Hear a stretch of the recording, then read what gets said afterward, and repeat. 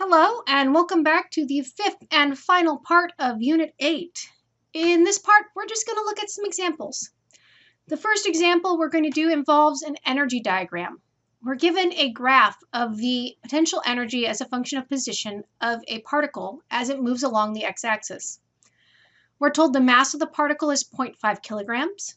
In the first part of this question, we want to know what is the force on the particle at x equals 2, 5, 8, and 12 meters. We want to know what the maximum and minimum positions are when the total energy is -6 joules and when it's 2 joules. And if the total energy is 16 joules, what are the speeds of the particle at the positions listed in part A? Well, in this case, it's part 1. Sorry, typo. We're going to be using this diagram a lot in this problem, so I carried it over. Okay. For part A, we want to know the force.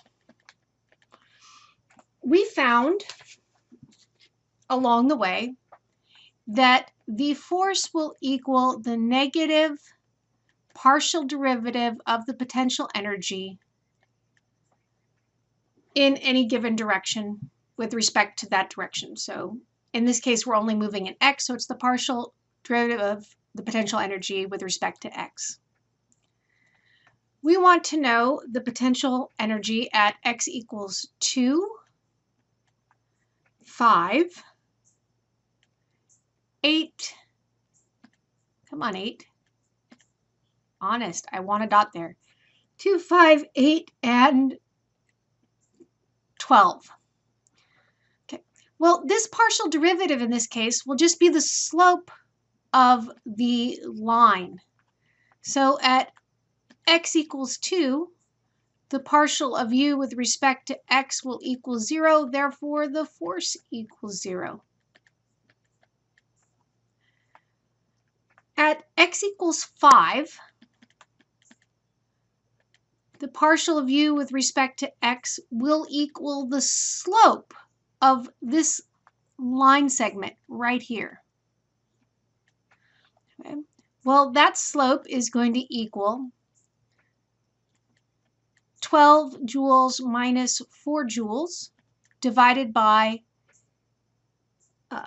6 meters minus 4 meters. So the slope here is 4 newtons. Therefore, the force is going to be -4 newtons in the I-hat direction. At x equal 8, I'm going to move over to here because I need a spot. And I lost some units, so we'll do this. At x equal 8, again, I am on a slope, so negative partial u, partial x, and I dropped a minus sign as I work this. There we go. Again, I'm going to find the slope of that line, which will be the negative of -12 joules minus 12 joules, all divided by 10 meters minus 6 meters. This works out to be 6. Therefore, F is going to equal 6 newtons I-hat. I lost my units. And lastly, at x equals 12 meters, again, the slope is 0, and therefore the force will be 0 newtons.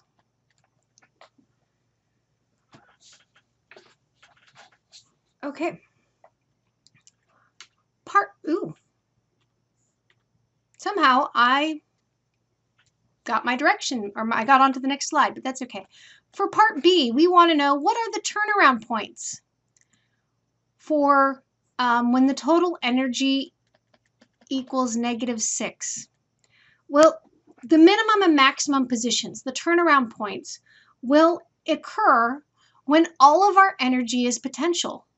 So we want to know at what values of x does u of x equal -6 joules. Okay, well, that's right here. We see one is there and 1 is here. So the answers are x equals 9 meters and x equals 15 meters. For part C, we're doing the exact same thing, but instead of having a total energy of -6, we have a total energy of 2, which is up here. So again, at what values of x does U of x equal 2 joules? And that's going to be x equal just a little bit shy of 8. If I drew it perfectly, you might believe that it's like 7.5.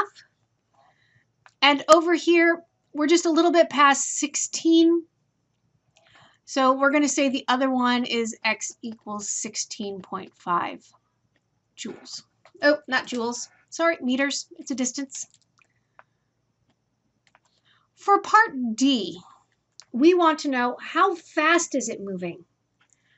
If the total energy is 16 joules, well, the total energy is going to equal a combination of kinetic energy plus gravitational potential, or in this case, I'm going to call it U. This means that the kinetic energy will equal the total energy minus the potential energy, which in reality might not be gravitational potential. So I really misspoke when I put it down as a GPE there. Kinetic energy is 1/2 m times the velocity squared. So V will equal the square root of 2 over the mass times the difference of the total energy minus the potential energy. And we want to know it again at x equals 2 meters, 5 meters, 8 meters, and 12 meters. Well, at x equals 2, U of x equals 4. And if I put in, I guess I should say, remind you, E total is 16 for this part of the problem. And the mass was given on the first slide as 0.5 kilograms. So if I plug everything into my formula down here, 2 divided by 0.5 times 16 minus 4, that gives me a speed of 6.92 meters per second. At 5 meters, the potential energy is about 8. And plugging that in results in a velocity of 5.66 meters per second. At 8 meters, the potential energy is 0.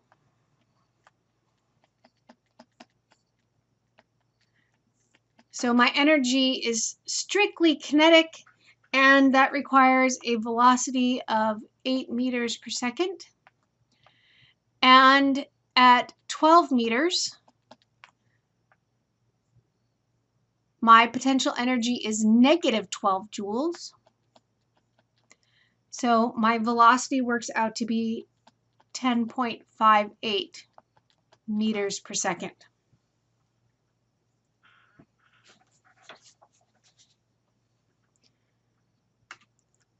The next example is a classic conservation of energy problem where we have a mass sliding along a horizontal frictionless surface, and it collides with a spring, causing the spring to compress.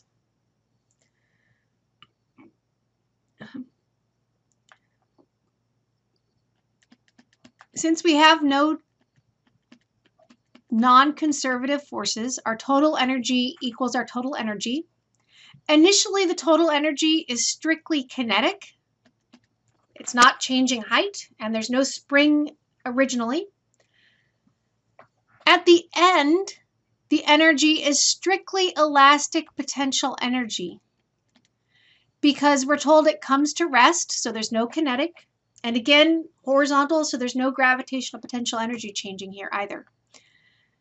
So 1/2 m times v initial squared equals 1/2 k times delta x squared. And I want to solve for K. K will equal mv initial squared divided by the amount the spring is compressed. So that's 2 kilograms times 0.3 meters per second squared divided by a compression of 0.05 meters squared. And that works out to a spring constant of 72 newtons per meter. The last example involves both potential energy and a non-conservative force. In this case, again, it's friction. Okay. We want to know how much work is friction doing. Well, if I think about the total work, that's going to equal the work from the conservative forces plus the work from our non-conservative force. So this guy is what we want to find. And that has to equal a change in kinetic energy. In this case, the work from the conservative force is going to be a change in gravitational potential energy. Remember, that comes in with a negative sign. I can now solve for the work due to the non-conservative force as the change in kinetic energy plus the change in gravitational potential energy. The change in kinetic energy will be 1/2 m v final squared minus 1/2 m v initial squared. The change in gravitational potential energy will be mg y final minus mg y initial.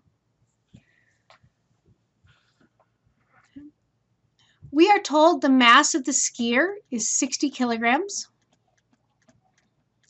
And he's at the bottom moving at 25 meters per second. Initially, he was moving at 15 meters per second. If we let the final height be 0, that makes the initial height 30 meters, the height of the hill. Oops, I lost a point there, 9.8 meters per second times 30 meters.